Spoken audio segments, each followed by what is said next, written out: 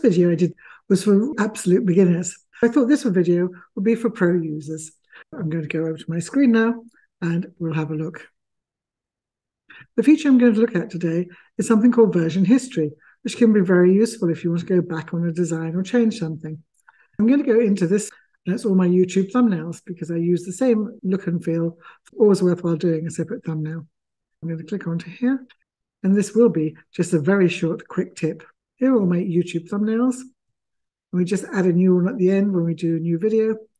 And what I want to show you is under File on your left up here next to Home.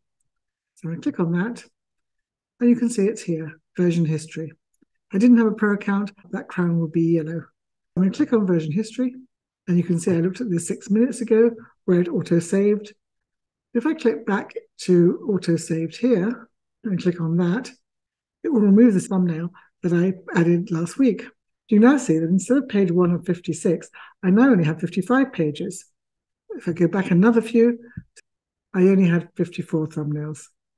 I'm now going to go back up to my current version, and I'm going to click on that, and I'm now back to page 1 of 56. So I've restored the thumbnails that were removed when I went back through my version history.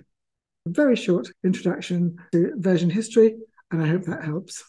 And see you next week.